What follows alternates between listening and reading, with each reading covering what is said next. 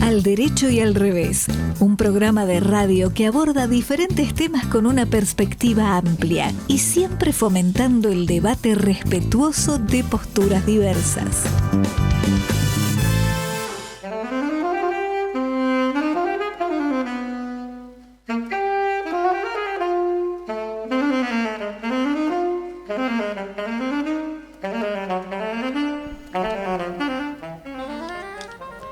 Hola, buenas tardes a todos, ¿cómo están? Bueno, acá el programa 448. El operador, como siempre, Leo Justi, el productor, Fede Politi, y bueno, ya vamos a hablar después de nuestra invitada de hoy, pero está acá en el piso, Mercedes Jones. Alejandro Drukarov sigue en España.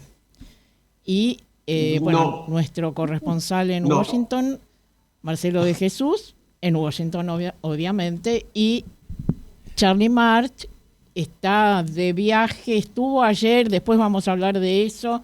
Tuve el honor de que Charlie fuera el presentador de un libro que yo presenté en la Feria del Libro. Ya después hablaremos. Bueno, Charlie estuvo allí en representación incluso de todo nuestro equipo, pero además lo he designado mi presentador oficial. Mira. ¿Pero está en Buenos Aires, Marta, o en camino? No, ahora ya se fue en otra de sus actividades laborales importantes. Creo que debe estar en San Luis. Ah, perfecto. Ale, ¿por qué dijiste no? No, yo porque tengo que desmentir. Yo soy parte de la oficina del gobierno que desmiente las fake news. Bueno. Y estoy en Italia, entonces no puedo permitir que... que digas que estás en la madre patria. Estás en la otra madre patria, que es Italia, ¿no? No, pero ¿sabés qué, Mercedes? Tengo la suerte, que a veces en general tenés vos y no yo, de estar charlando hace unos minutos con nuestra invitada. Así que verdaderamente si el programa se demoraba en el inicio tampoco me preocupaba demasiado. Claro, porque es un momento muy lindo en la previa al programa poder conversar con la persona invitada, y siempre surgen cosas que luego las retomás porque te da pena que la audiencia no se entere de eso, ¿no? En la espontaneidad surgen datos o información. Sí.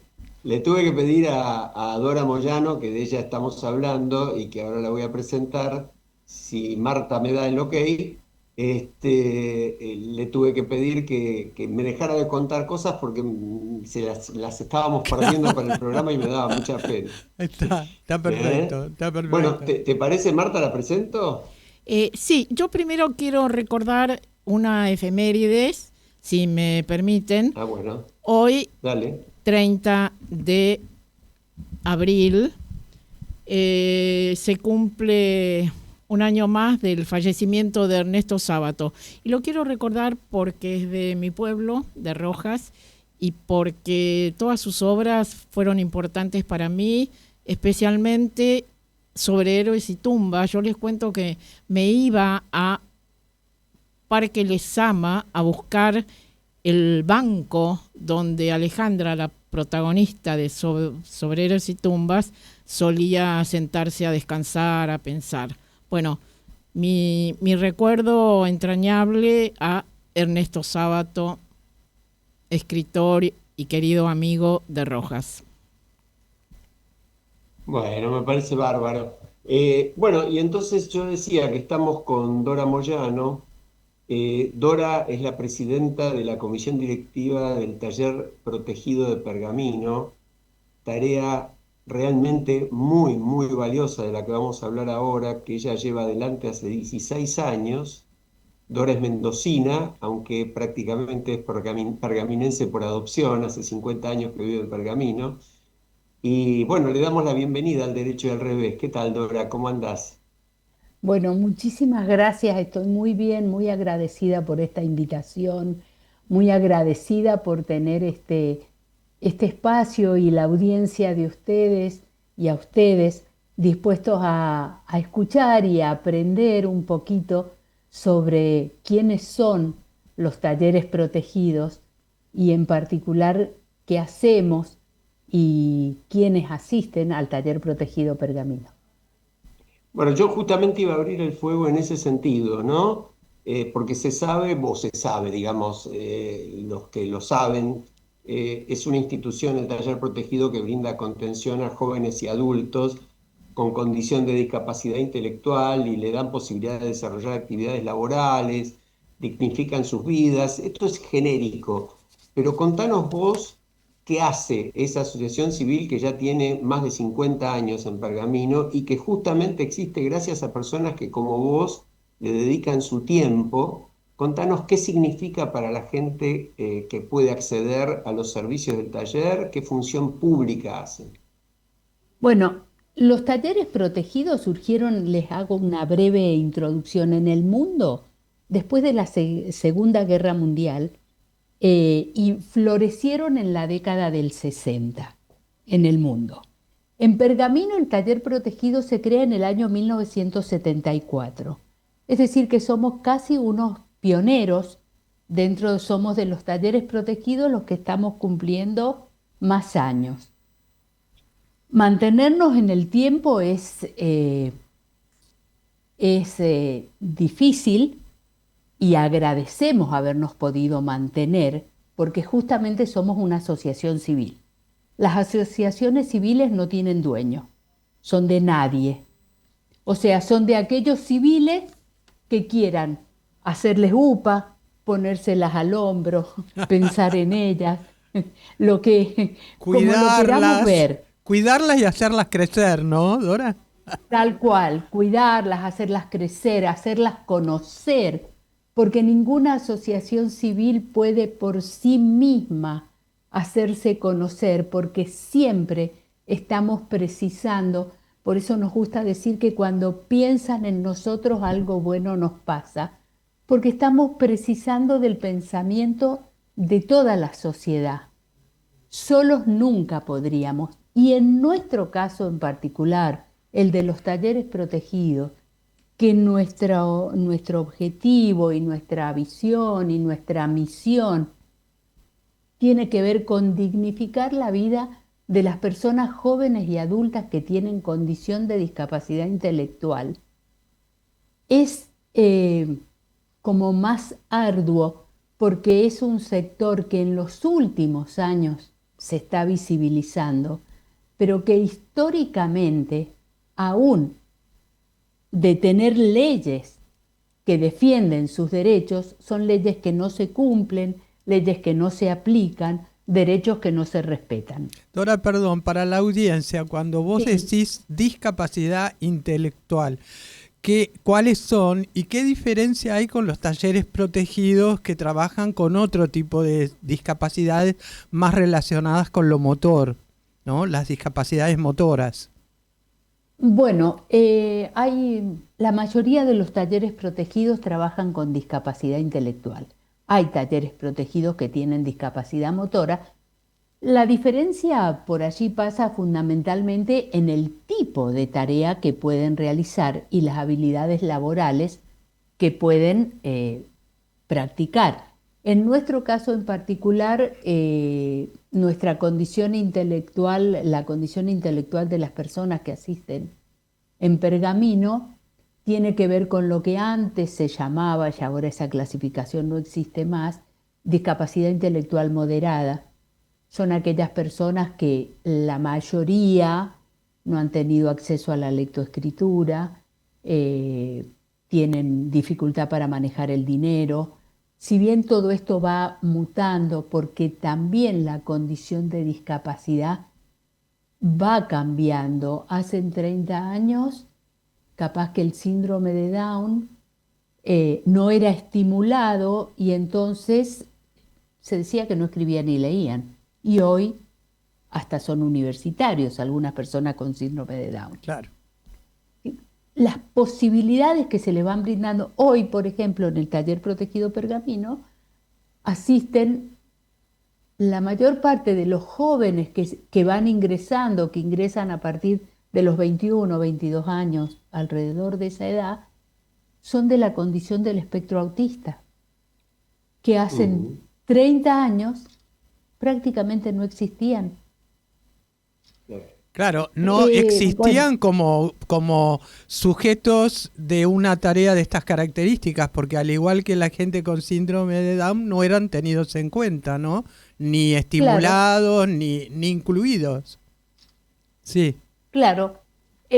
Bueno, y ahora están incluidos, pero hay una condición, no me gusta decir la palabra limitante, pero ¿por qué taller protegido? Porque las condiciones laborales que ellos pueden realizar necesitan de un acompañamiento continuo, no solo diario, sino de momento. Marcar cuál es la tarea a realizar, marcar que esa tarea se esté haciendo en forma correcta, que haya una continuidad. Llegar y decir todos los días lo mismo. Hoy vamos a empezar hoy nos ponemos los delantales y empezamos a trabajar. Pero bueno, esa es la labor, esa es la tarea y nosotros nos gusta realmente invitar a la gente a que conozca el taller protegido y si puede llegar a las 8:30, a la hora, la mayor parte, el 90% de los operarios llegan en el colectivo de línea. Viajan solos, lo pueden hacer, impulsamos, digamos, le sugerimos a las familias que durante la etapa escolar los han llevado y los han traído, han viajado en transporte escolar, que les enseñen a viajar en colectivo, porque eso va de la mano de la vida adulta. Generar la independencia, poder salir de la casa para ir a trabajar y decir me voy en colectivo y vuelvo en colectivo. Por más que tal vez no puedan estar en su casa todo el tiempo solos. Claro. Pero esa Dora, independencia que les genera los hace madurar, claro, dignificarles la vida. Dora, cuando vos mencionás los jóvenes que participan, que están en los talleres protegidos, quiero preguntarte, ¿son solo de Pergamino, de pueblos cercanos, de otros lugares, van desde otros lugares?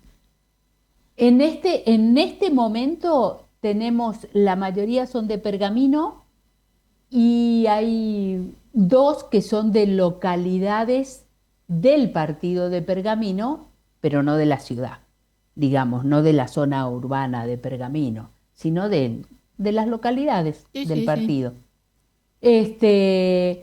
Sí, porque además los partidos vecinos tienen sus talleres protegidos, tiene Rojas, tiene Colón, tiene Salto, Arrecifes.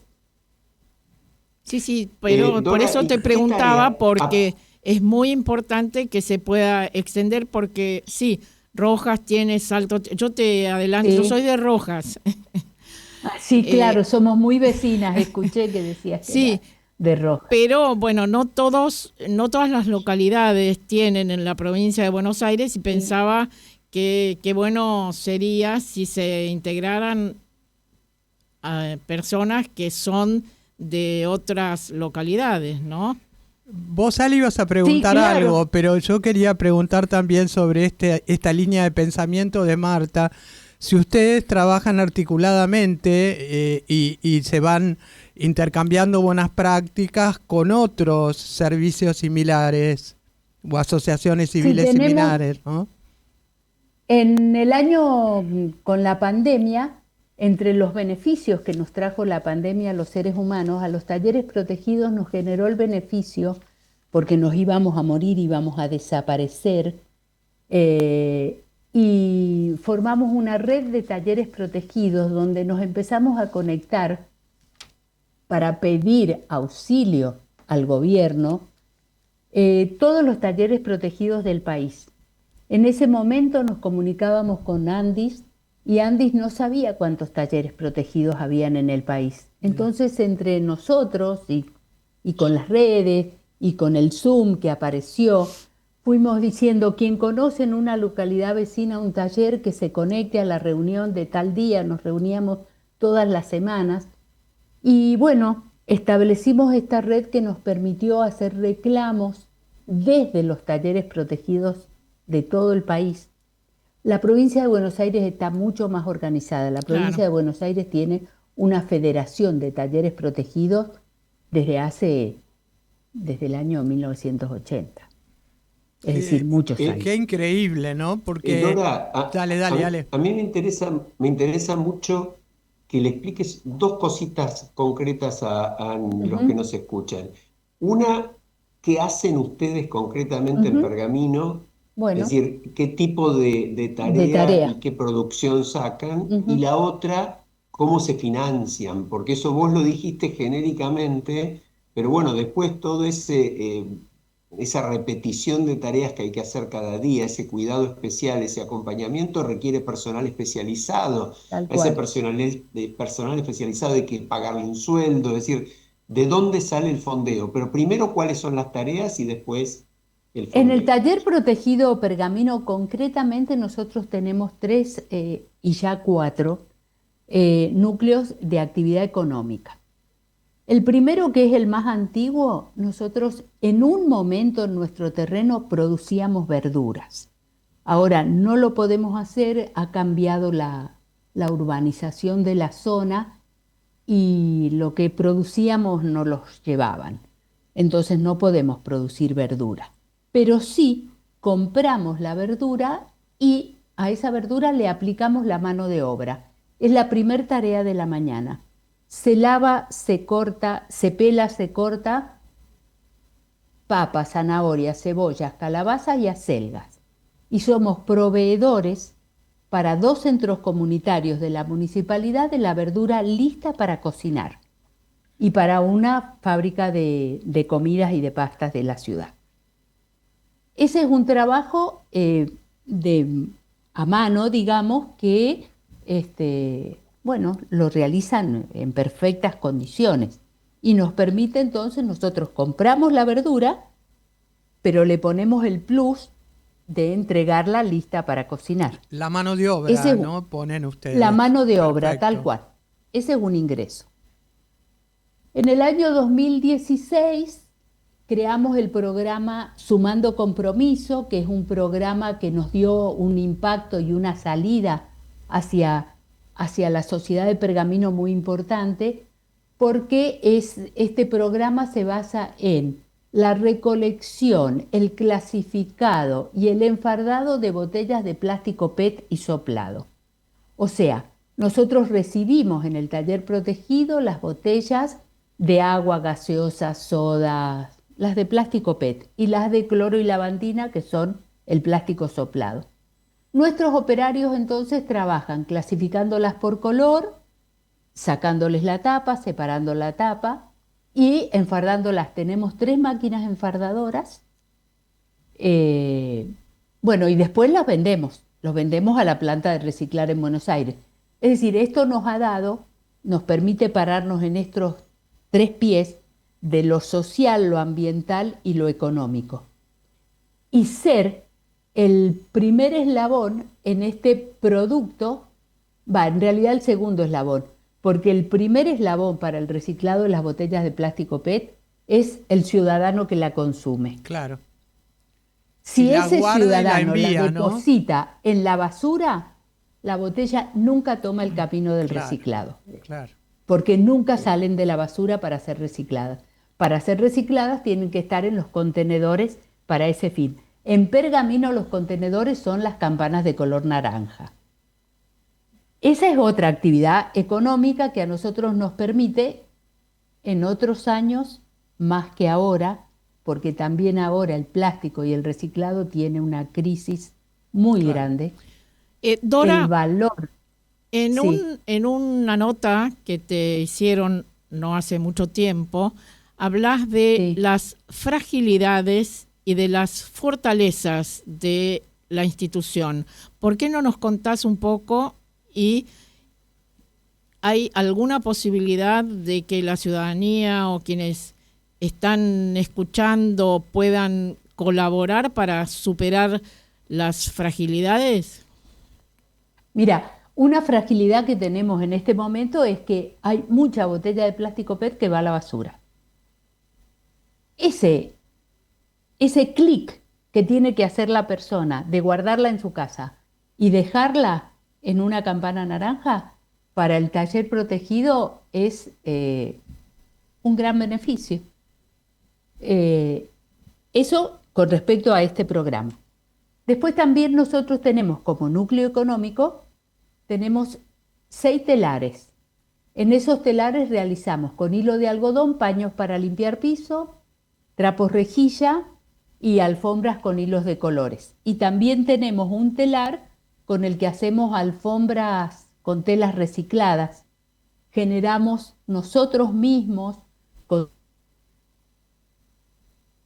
sábanas, con manteles, tiras que se ovillan, se unen, se ovillan, y entonces ese ovillo se pasa por el telar y salen las alfombritas multicolores.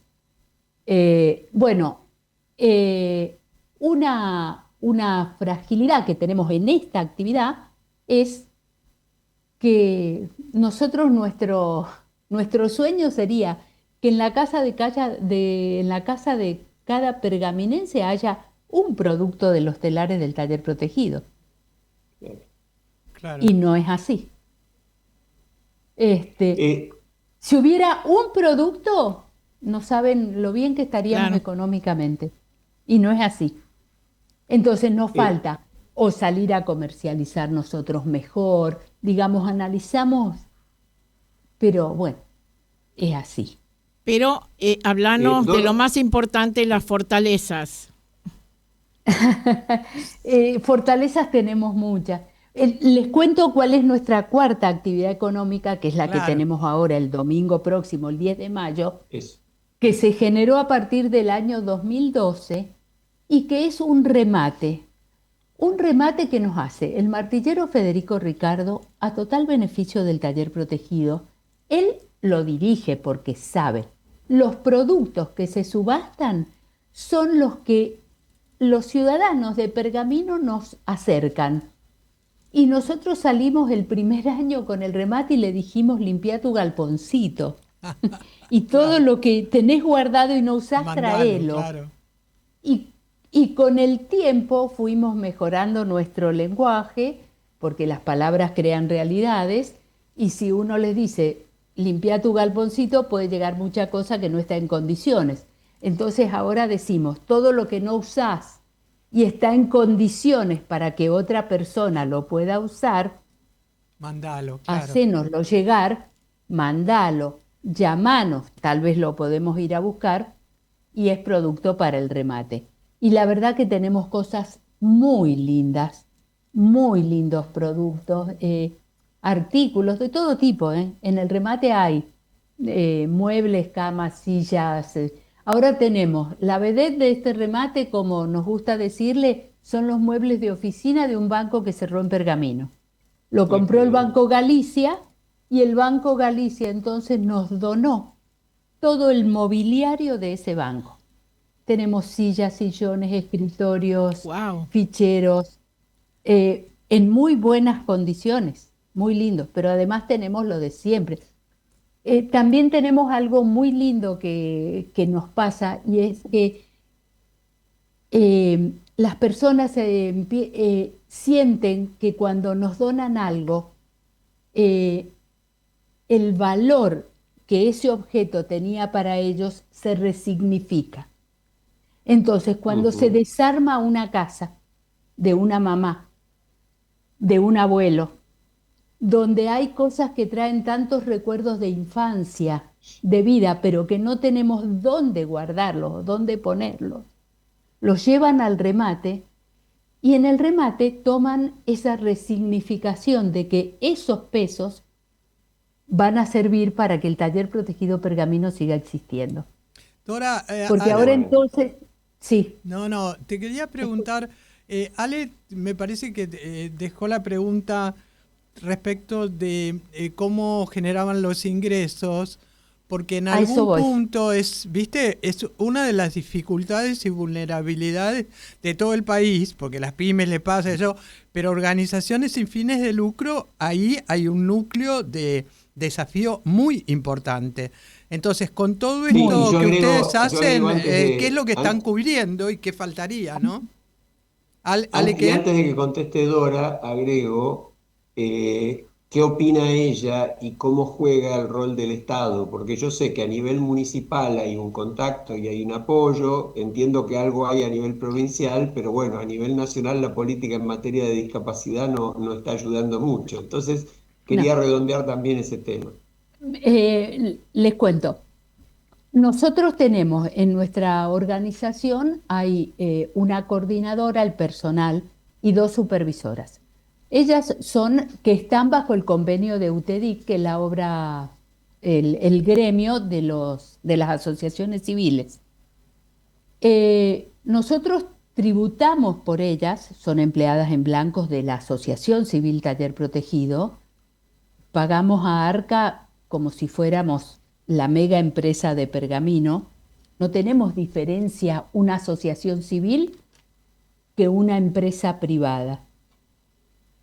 Nuestro objetivo, y ellas son el alma del taller protegido, porque ellas son las que están todos los días para recibir a los operarios y para despedirlos.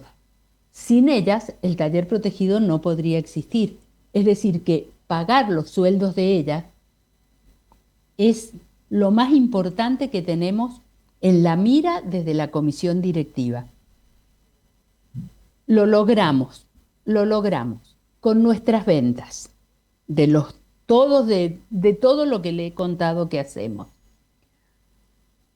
Tenemos ayudas de un subsidio municipal que nos dan, este es el 4º año que nos los dan, que nos ayuda un poco a pagar las cargas sociales de ARCA, un poco porque el primer año que nos los dieron nos duró para 10 meses, el segundo año y así fue bajando, y este año para 5. Tenemos un convenio firmado con la Secretaría, no es Secretaría, es el Ministerio de Desarrollo de la provincia, que esto tiene que ver con esto que yo les decía, que está tan organizada la Federación de Talleres Protegidos, porque ellos son los que han logrado esto, que es un convenio donde cada taller protegido recibe una beca por cada operario que tiene por mes. Y los operarios reciben, con una tarjeta propia que cada uno de ellos tiene y que va a retirar del cajero del Banco Provincia, 58.000 pesos por mes. Eso lo recibe el operario. Y a su vez, nosotros, cada taller protegido, recibimos 51.000 pesos por cada operario. Tenemos 31 operarios. Es decir, que todos los meses recibimos, creo que es 1.600.000, Claro. desde la provincia. De Nación, los talleres protegidos no recibimos absolutamente nada. El taller protegido como institución. Y sí tenemos firmado desde hará 10 años un convenio con el Ministerio de Trabajo de la Nación, donde los operarios son los que cobran. Hasta el mes pasado, hasta diciembre, cobraban 28.000 pesos por mes.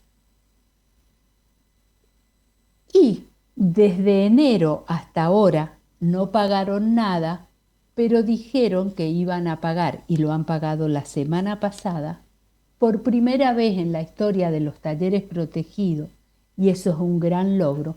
Existe una ley, que es la ley 26.816, que es la ley de trabajo protegido. Esta ley existe desde el año 2012. Faltaba reglamentar algunos artículos, motivo por el cual es como si la ley no existiera. Pero en el año 2023 por primera vez y por beneficio de uno de los artículos de esta ley, se le brindó la jubilación a los operarios de los talleres protegidos. Mirá, qué logro, ¿no? Eso es muy importante. Un gran logro. Dora, bueno. Lamentablemente se nos acaba el tiempo. Qué pena. Bueno. Qué pena, sí, no, porque por lo menos yo, y supongo que los que estamos acá y los que nos están escuchando directamente o viendo, porque este es un programa de radio que se ve, sí, quisieran seguir escuchando y enterándose de estas cosas que es tan bueno ayudar a difundir. Pero nos tenemos que retirar y lo hacemos en esta pausa con un homenaje especial para vos y para toda la gente del Taller Protegido. María Elena Walsh cantando Para los Demás. Qué hermoso. Muchas gracias, muchas gracias. Gracias, Dora. Gracias. Gracias a ustedes, desde el corazón, gracias. A la arquitecta Cintia Pérez a recorrer edificios emblemáticos de la ciudad de Buenos Aires en la 4ª temporada de Espacios con Alma y Música, un programa que une la arquitectura, la historia y la música. Viernes, 22 horas por Canal A. Si disfrutás del cine europeo, las historias intensas, las miradas diferentes y el talento del cine contemporáneo, Eurochannel te ofrece cada día una cuidada selección de películas de toda Europa, thrillers, dramas y grandes producciones actuales. Eurochannel, el cine europeo que se siente.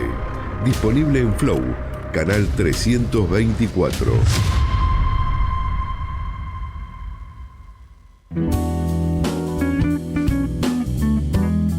Al derecho y al revés. Un programa que invita a pensar con la mente abierta sobre los temas actuales, políticos, institucionales, judiciales, económicos, sociales, científicos y de interés general.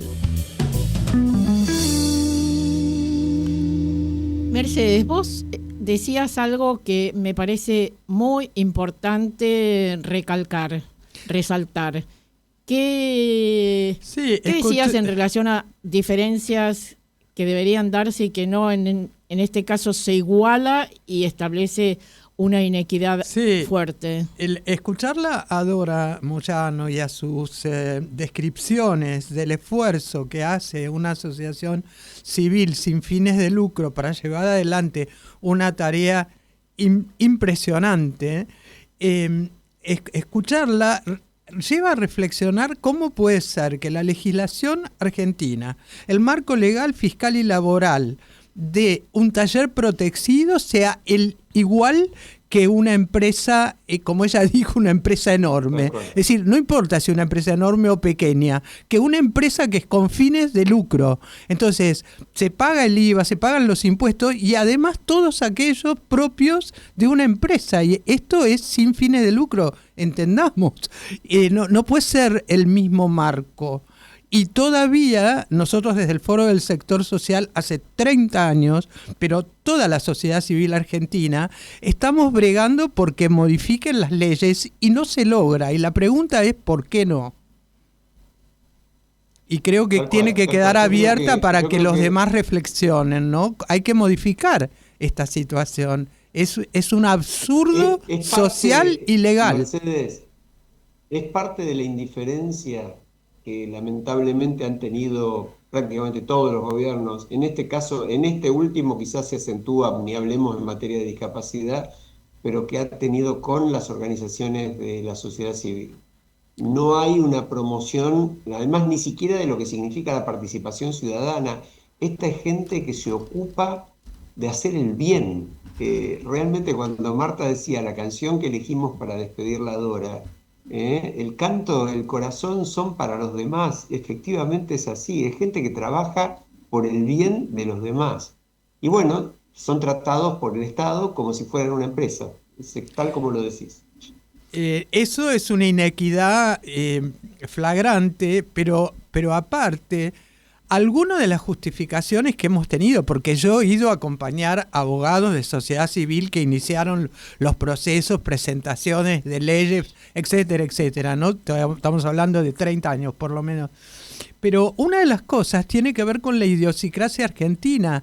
Creen que si generan este tipo de equidad con las organizaciones sin fines de lucro, van a ser motivo de que gente, para no pagar impuestos, genere, llamémoslo, hablando académicamente, organizaciones sin fines de lucro truchas. Entonces, es el huevo o la gallina, ¿no? La deshonestidad lleva a la inequidad y viceversa. Es un costo más de nuestra falta de integridad a nivel social, ¿no? Es muy penoso, pero bueno, ya lo vamos a lograr. Marta, con la cuestión de la esperanza con todo, sí, y la acción posible, ¿no? Que ya sabemos que es la convicción de que siempre hay un camino que se puede recorrer para hacer las cosas mejor. Eso es esencialmente el sentido de la esperanza, ¿no? ¿Y qué les parece si nos vamos a la columna de Charlie March? Hola gente, ¿cómo Fenómeno. están? Espero que muy bien. Me gustaría referirme a un punto que está pasando desapercibido entre las reformas electorales que propone el gobierno para que el Congreso convierta en ley. Me refiero a cambiar el carácter obligatorio del debate presidencial. La verdad que sería deseable que se revea la propuesta y, de mantenerse, que el Congreso no la apruebe y mantenga como obligatoria esa instancia clave para promover el voto informado. La ley sancionada en el 2016, que dispone la obligatoriedad de 2 debates presidenciales antes de los comicios generales y otro más en caso de que se requiera dirimir la presidencia entre los 2 postulantes más votados en una eventual segunda vuelta o balotaje, es imprescindible, porque si la participación de los candidatos fuese optativa, la ciudadanía perdería la posibilidad de conocer a la totalidad de los candidatos interactuando entre sí, y en el caso del balotaje, bastaría con que un postulante se niegue a participar para que el debate no pueda realizarse y privar a millones de ciudadanos de la única instancia que permite una comparación directa. Los debates presidenciales organizados por la Cámara Nacional Electoral en las elecciones de 2019 y 2023 resultaron intachables y tuvieron picos de audiencia que solo alcanza la Selección Nacional de Fútbol jugando el Mundial, lo que habla del interés cívico que despierta el cruce civilizado de posiciones entre candidatos. La instancia de debate obligatorio es la única que logra reunir a todos los candidatos presidenciales en un mismo espacio igualitario de intercambio. Es la que ofrece la misma cantidad de tiempo en los medios masivos a todos los potenciales presidentes.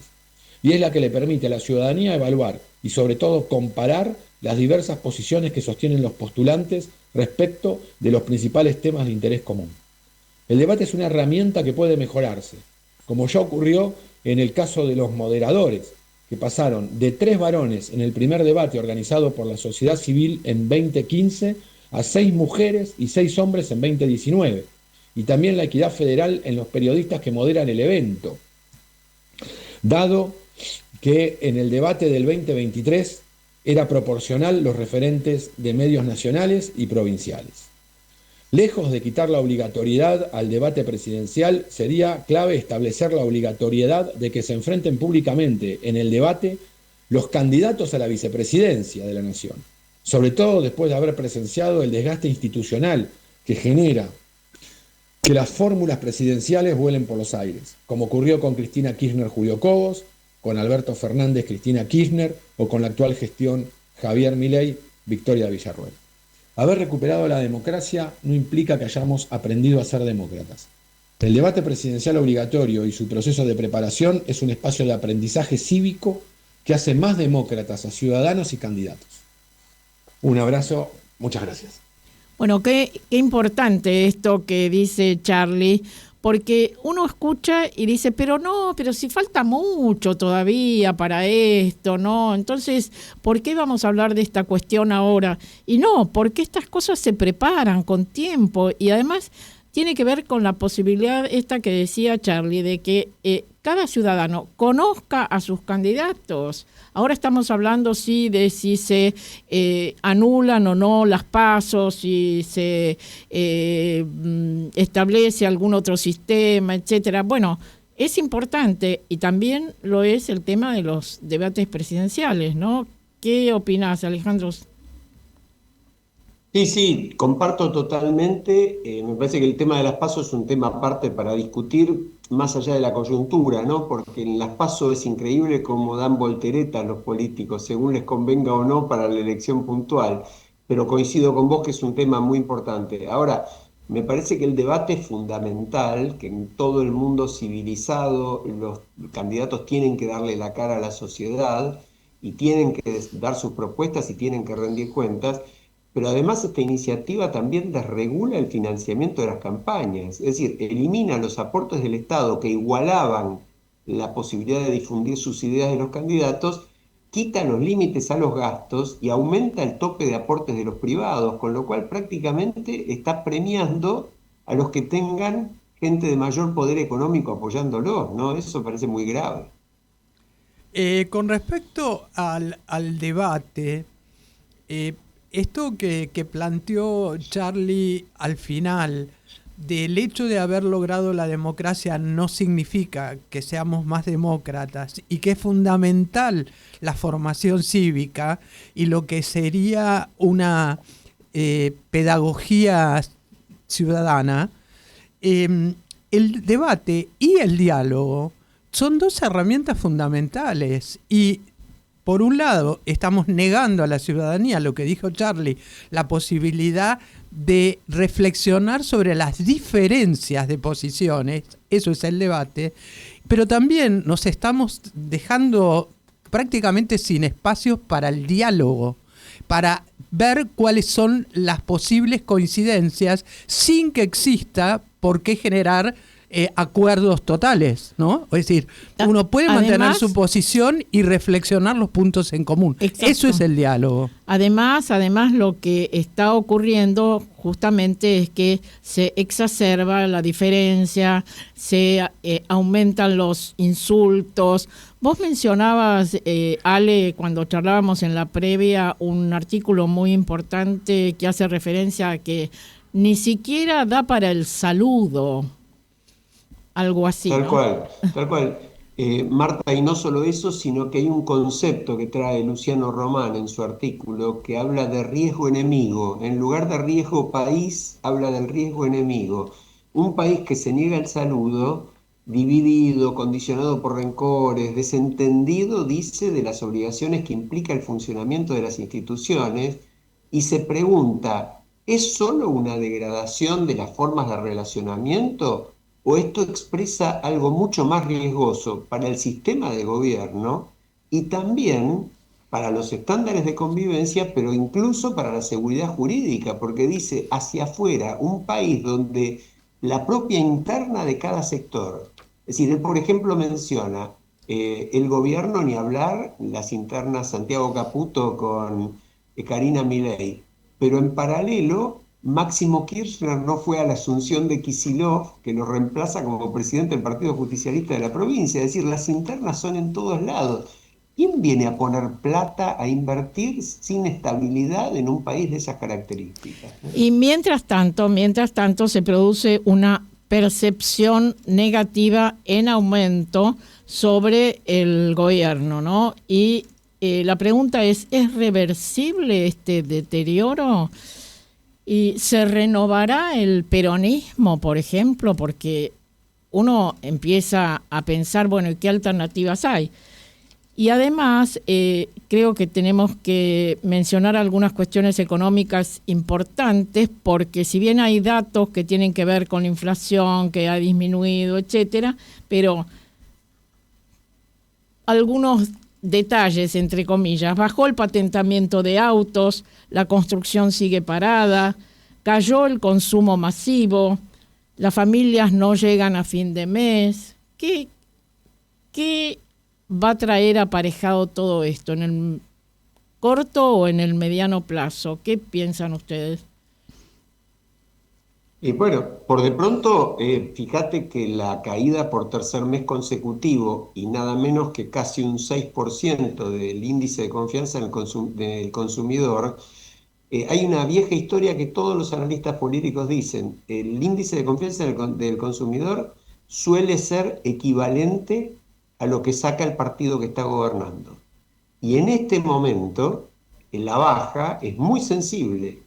En el Gran Buenos Aires el índice de confianza del consumidor está en apenas un 36%. Exacto. En el interior está en un 40 y tantos. Es decir, todo esto en paralelo va con una cosa de frustración.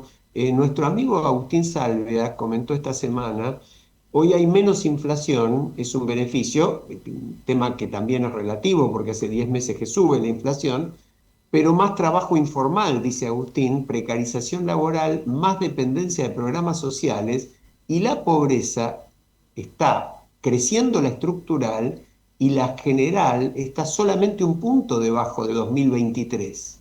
Bueno, todos estos son datos muy fuertes que pegan, y pegan en el ánimo de la gente. Como vos bien decís, Marta, con esto cierro, no hay nadie enfrente del gobierno, que creo que es el principal beneficio.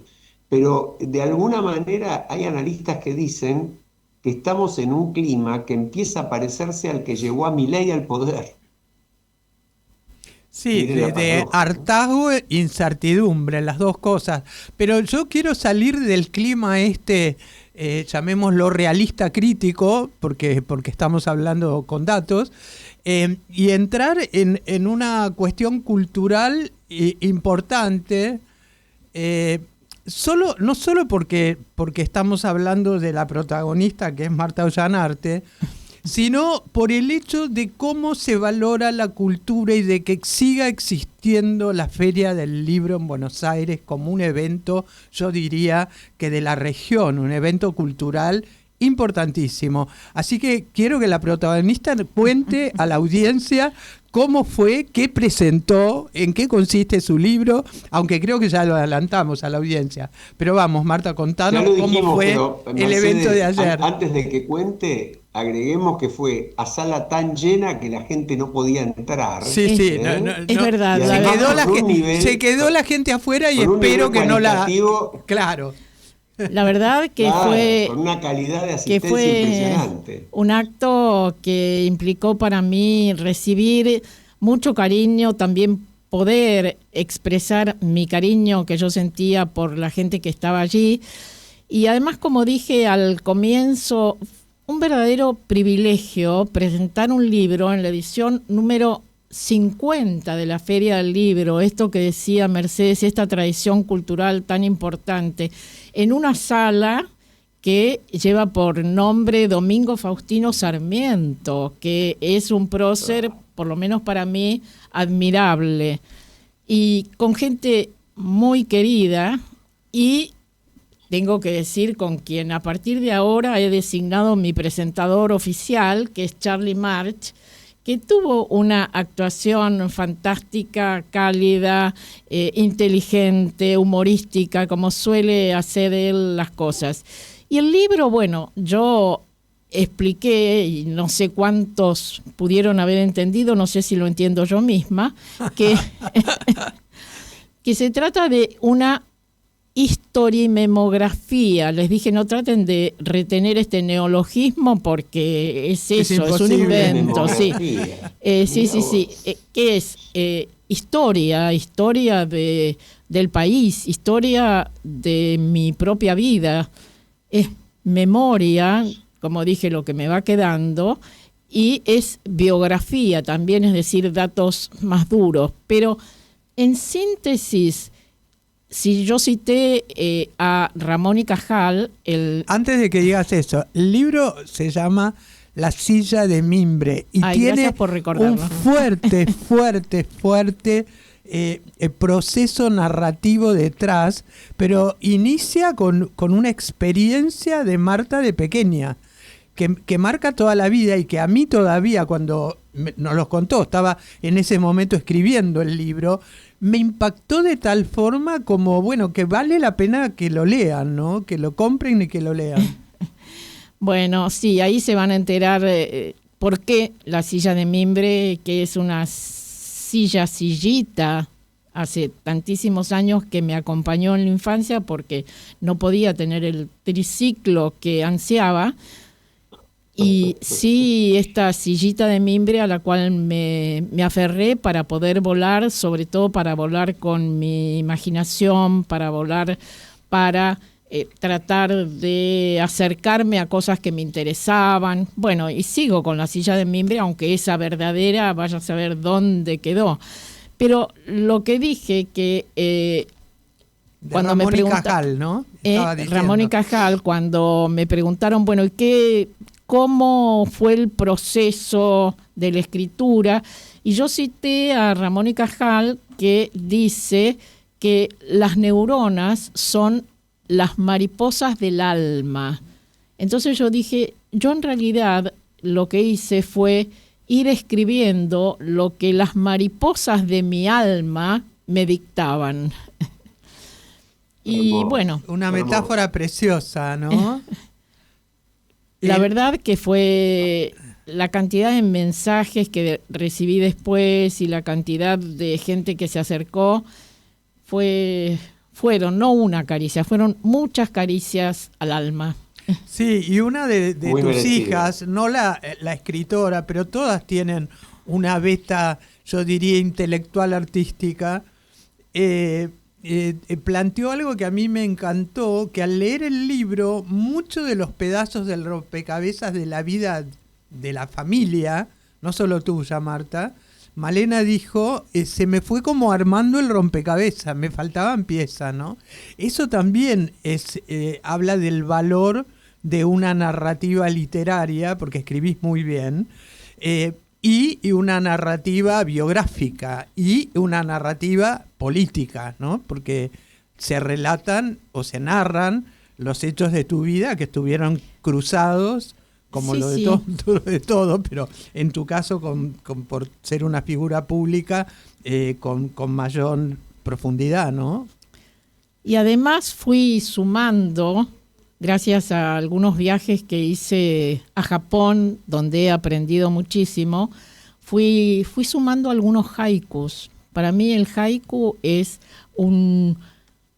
una fortaleza literaria que, en resumen, es expresar un pensamiento muy profundo en 15 sílabas, que son 5, 7 y 5, es decir, un verso de 5, otro verso de 7, otro verso de 5, y ahí resumir un pensamiento muy profundo. Y después tiene algo que empecé a desarrollar con más interés en pandemia, tiene algunas ficciones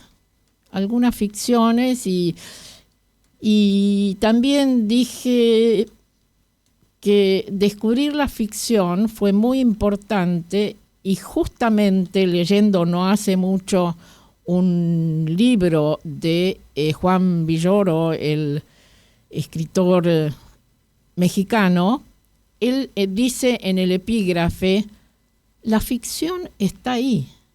El escritor lo que tiene que hacer es inventarle un poco de realidad. Qué bueno, Y, qué bueno. y bueno, Hermoso, durante la pandemia hermoso. todo era ficción y era una como invitación a crear último- un poco de sí, realidad. de poner, claro. Pero nos da para que vos, Ale, leas rápido, ya que hablaste de la poesía del haiku, la poesía japonesa, que reemplaza la fotografía, no existía en aquella época la fotografía, que vos cuentes rápido, Alejandro, tu poema. que lo cuente, no, que lo Que lea. lo leas, sí. Que lo narre. Contarlo sería un poco aburrido, ¿no? Pero voy a leer una cosa muy breve. Lo que sí voy a comentar, y creo que es lo que le sigue a Marta, por supuesto no ahora, pero cuando aflojen todas las emociones posteriores a la presentación y va a recibir una pila de comentarios muy interesantes, intercambios, yo creo que va a pasar por un proceso parecido al que tuve yo después de sacar mi librito de poesía, y es de pensar, bueno, ¿y ahora qué? Y de repente eso que dice Marta, ¿no? Las ficciones o las poesías están por ahí, uno las encuentra y Después, sigue, ¿no? después te Porque cuento hay que seguir. ahora qué o después qué, terminemos y lee esa poesía que nos están haciendo señas porque nos tenemos que ir. Desesperadamente nos echan. Bueno. Está la otra gente. Bueno, es un título que tiene que ver con todo el equipo del Derecho y del Revés, se llama Conciencia, y dice: esa mirada intensa, amistosa, cálida o descarnada, atraviesa mi historia y mi presente. Indaga, juzga, absuelve, indulta, premia o alienta. Puede interrumpir mis sueños o acariciarlos, aparecer y desaparecer a su antojo. Latente, imprevisible, inevitable. Me llevó años convivir con su presencia, hoy es parte de mi esencia. Muy bueno, cerrá, Marta. Sí, sin palabras, gracias Alejandro, y nos vamos como siempre con el Nano Serrat. Nunca es triste, la verdad, lo que